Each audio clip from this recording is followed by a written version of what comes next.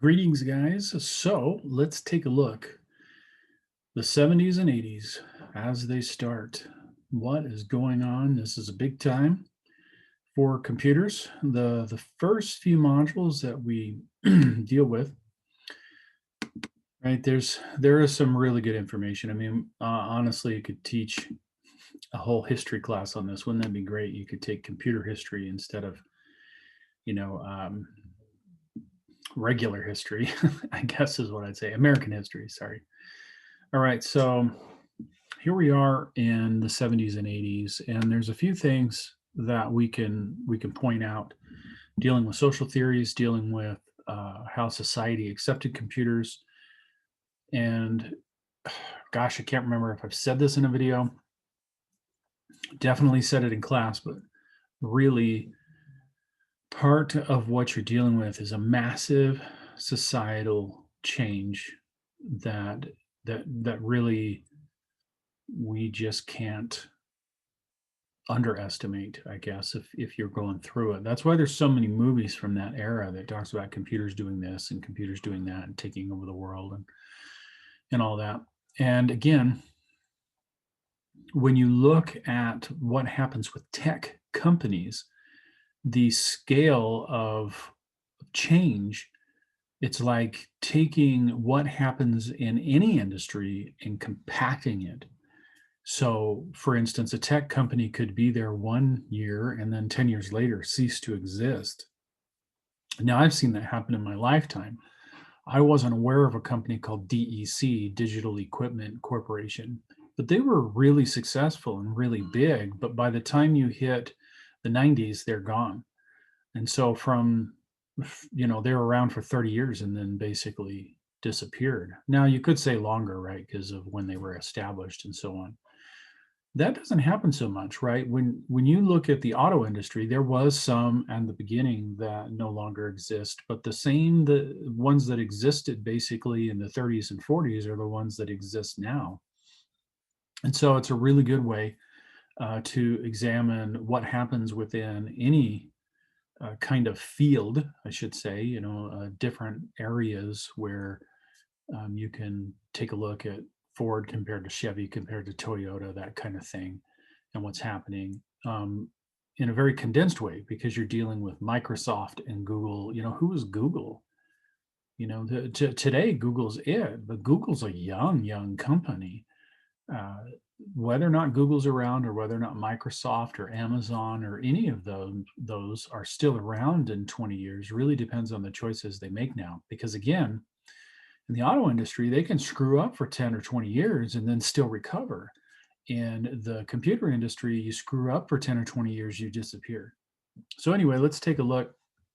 One of the things I like to point out is there's tons of people. If you watch stuff on Steve Jobs, especially, he kind of liked to rewrite history according to how he told it.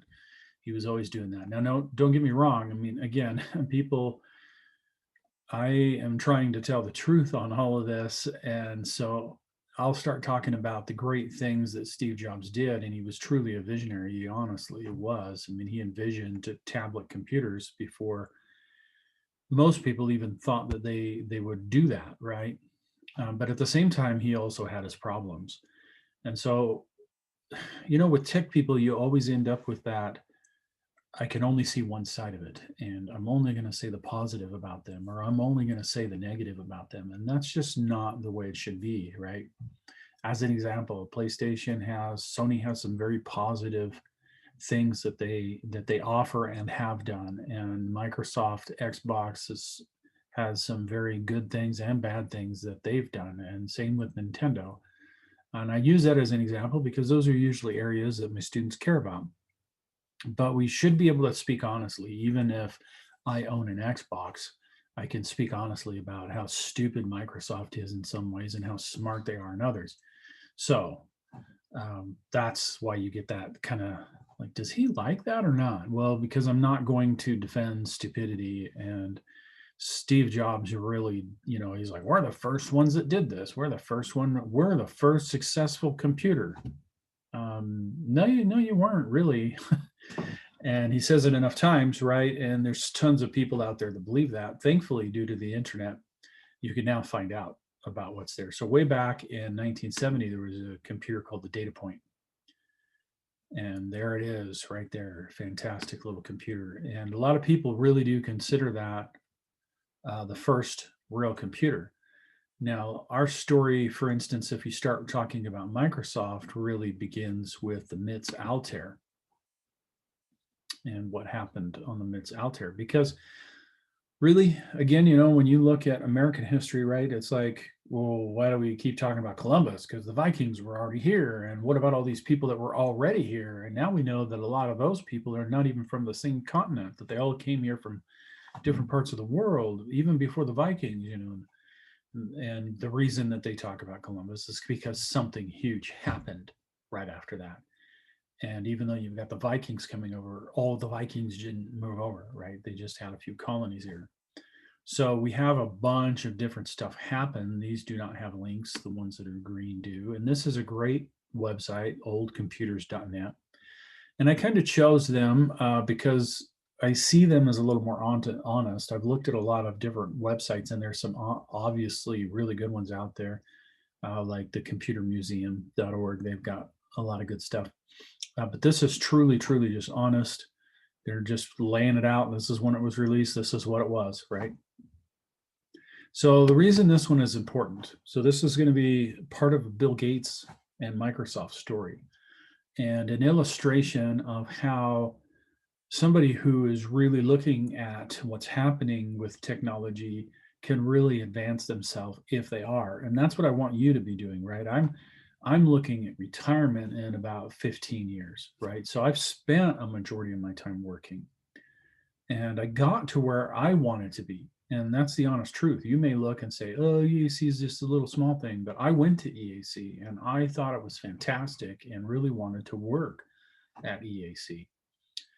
And so I got what I wanted. And part of the reason why I did is because I had this view of technology and where's this going and what's the next greatest thing, and is this thing great, or do I just like it because everybody else likes it? And I was really able to kind of keep track of all that. Otherwise, I never would have got this job. And that's the honest truth.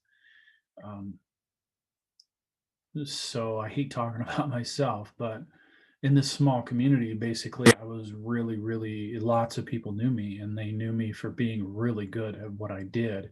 And that was anything computer related. So I could fix your computer, or I could give you advice on what you ought to buy, or how you ought to use this piece of software and how that was going to be used, and why it was going to become a big deal. And when that happened to me, right, there wasn't a lot of tech people around here. Most of the tech positions out here in the Gila Valley are filled by students that me and Lydia have taught, right? So this tech industry has grown here. Our students have taken those jobs, which is really fantastic. So when I was here, there was only like 3 or 4 tech positions, and I was known to be really smart when it came to that. And that's because I took an interest in everything that was happening. I just didn't go, well, I know how to fix computers, so I'll go in and do that, right? I kept up on things, and I still do. That's why my courses change. That's why you get this information. So anyway, this is Microsoft's story. I'm definitely not Bill Gates, that's for sure. His brain has been compared to how a computer works, and that he takes all these little pieces of information and looks at them and tries to decipher these huge data sets in his head. I would say if you have Netflix, you need to watch the Netflix documentary on him, where they talk to him, because he's done amazing, incredible things in these past few years. Even though he's not really with Microsoft anymore, watch it. You really will not be sorry that you did. Anyway, so this is the MITS Altair. This is a computer that has no monitor. It has no keyboard. You would program it with these little switches right here. You flip them up or down, right, on or off, and then these would light up. And really, this is just copying what was done way, way, way before. And a lot of people say this was the first personal computer. Now, so this type of machine that's that small, or this type of machine that's this small, or this small, are called micros. They're still often referred to as micros in the business, Mostly these days, it's called a personal computer, right? But we take a look at, do they have, no, they don't even have one here. The Digital Group. Okay, so yeah, there's a bunch of boards that you're going to have to plug in all yourself.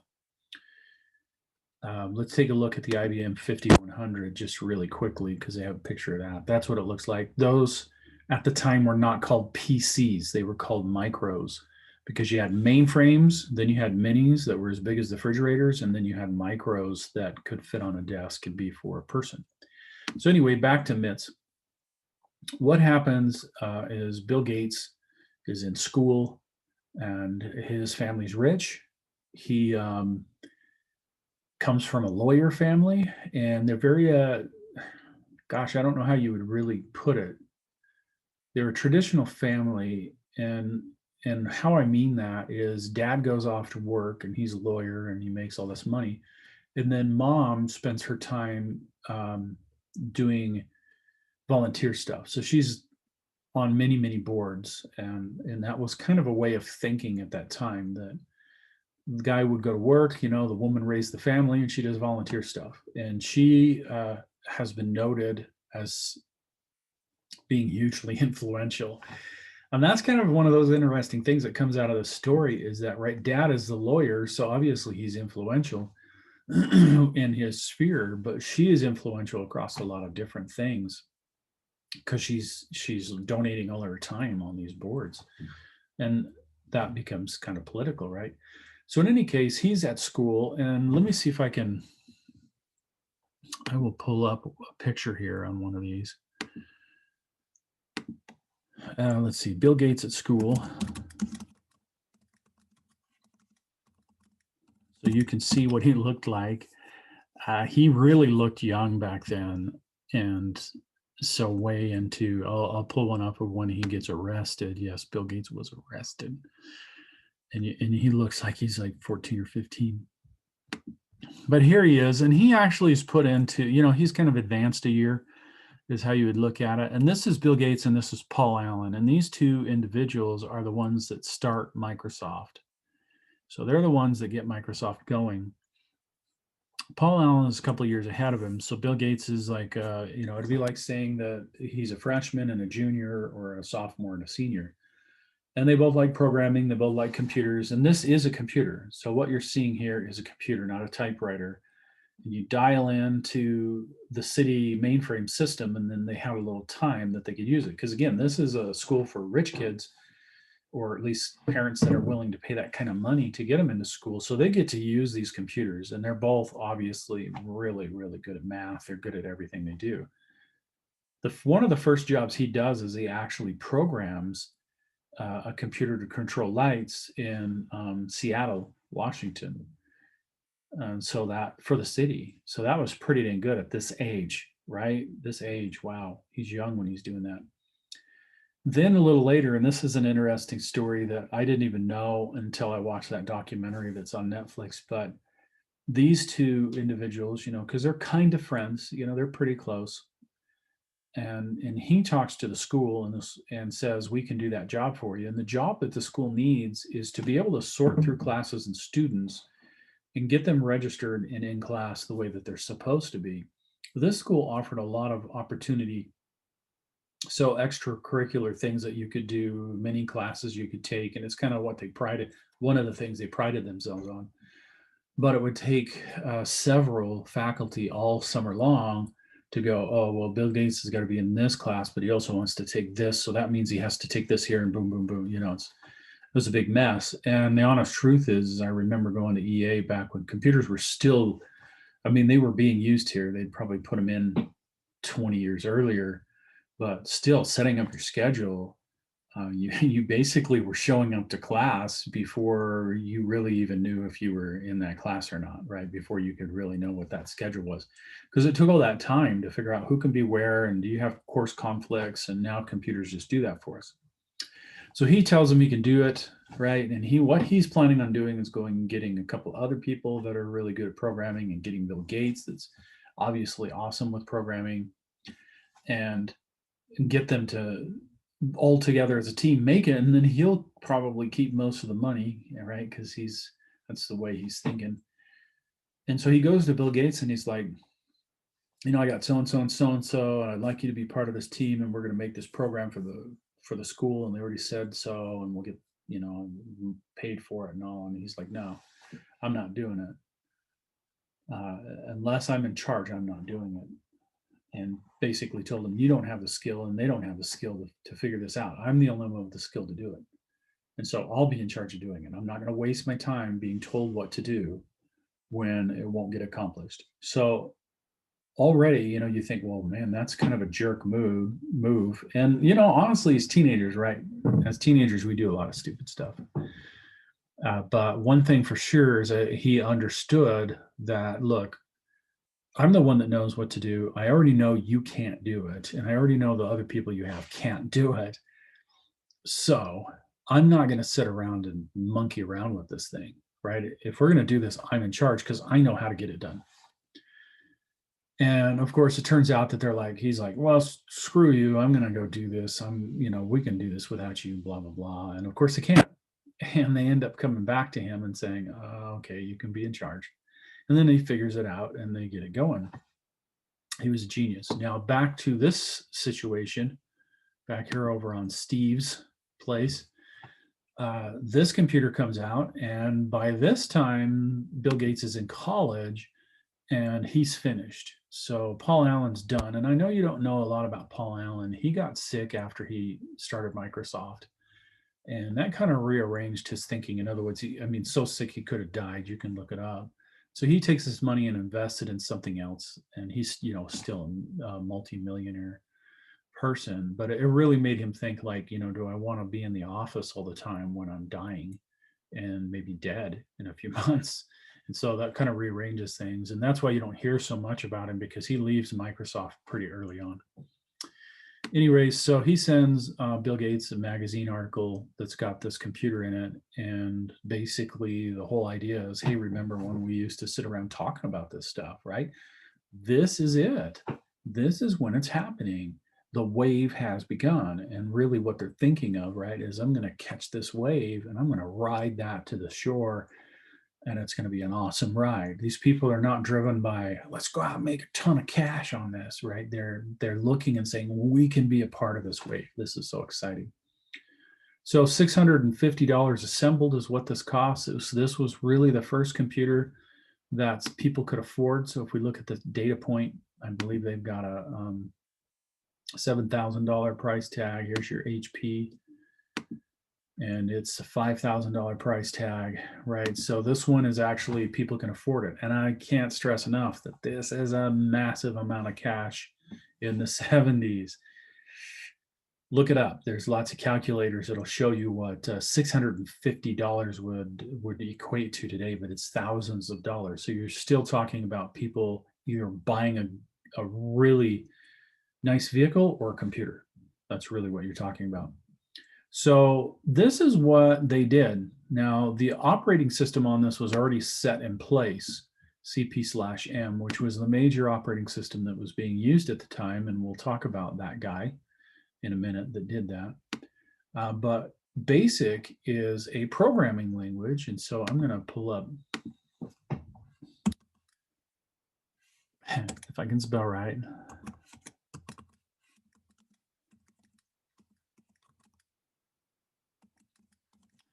Basic programming. The basics of programming. That's not what we want. I should have probably put history of BASIC.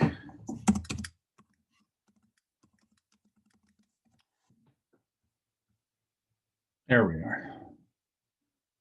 So let's just go to this particular site, ThoughtCo.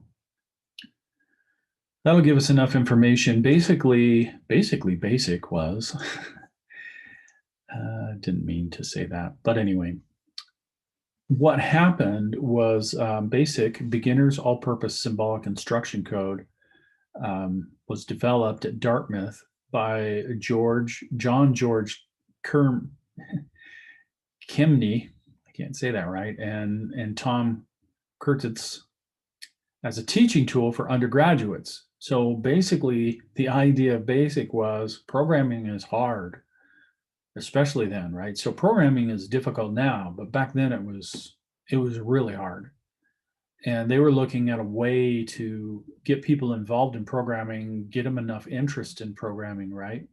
And so it was really this really easy to use. So let's look at let me show you an example.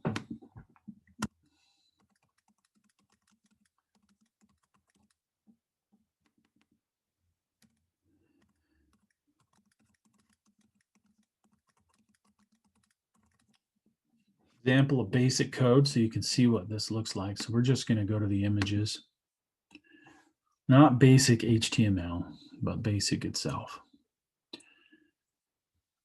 Let's find, there's a good example. So there's a good example of what basic, this is what I had to learn. 10 input, what's your name, right? And then this is a string. This is something that's going to store the data. And so it's going to take it and put it in this, and then it's going to take it and put it in this, and then spit out the results in the little tiny program. So you can actually see that there's words in here and it makes sense. Now, maybe you don't like it, right? So if lean a $sign equals 0, then go to 90, which is right here, right? So if you don't have any stars, let's give you some stars. That's basically what's that saying. I don't like to program, but I can understand that. And I actually that's what I had to learn is basic. Let's look at what you would have had to do. Now, every single computer has something way down low of a way, I told you that computers, they work with binary, right? Ones and zeros. Well, how do we get the ones and zeros to be put together to tell the machine to do something? And so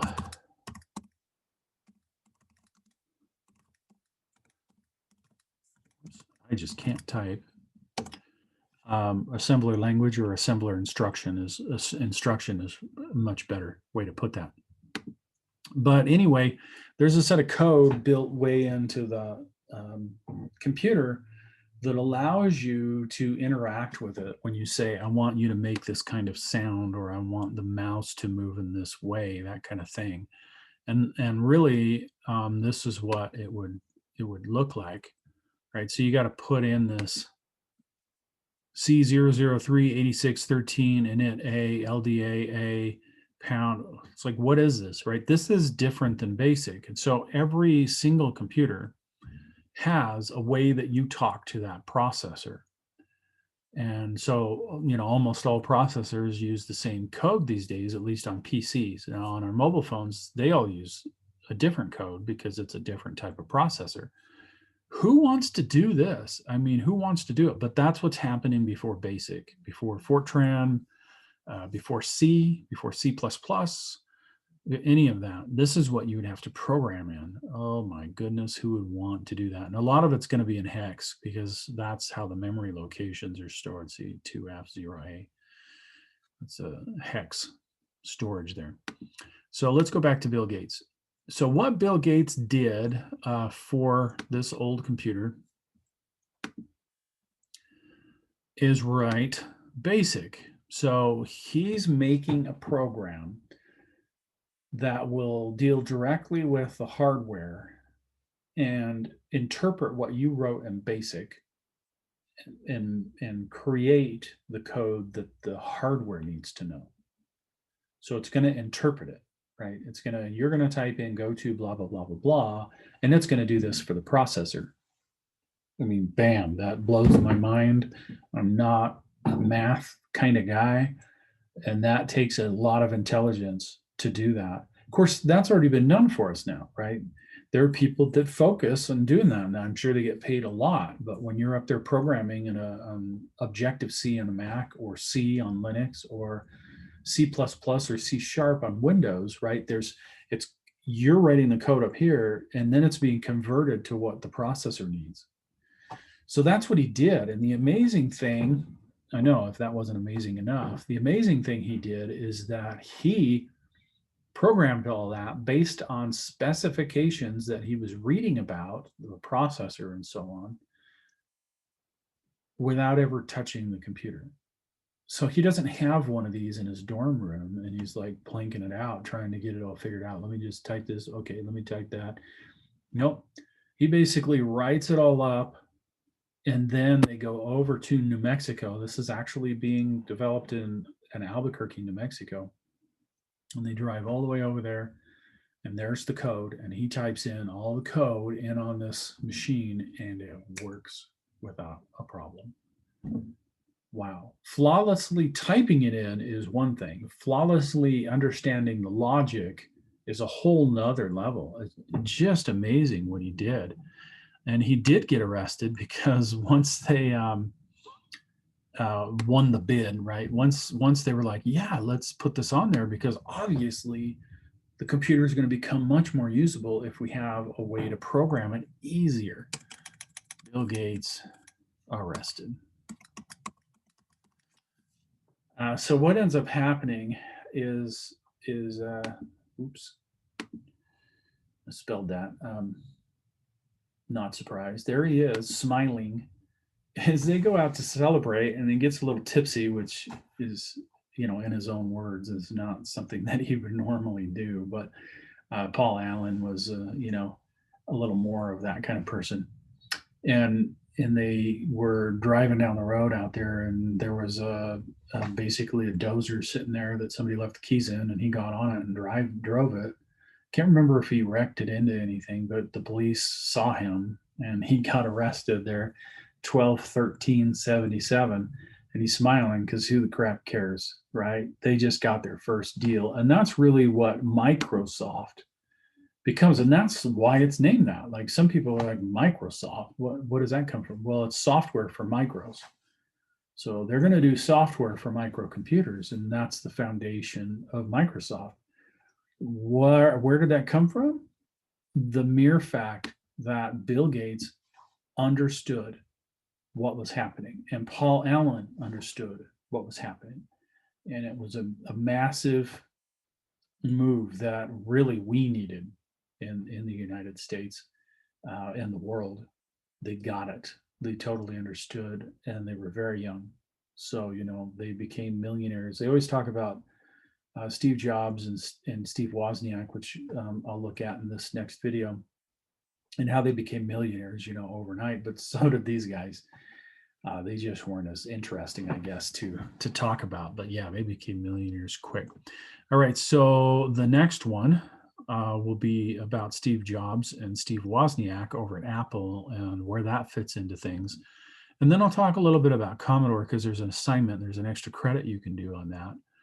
And where do they fit into all this? And there's some good examples of what they decide to do in a bad way that ends up killing their company, because you guys don't even, you can't buy a Commodore computer, right?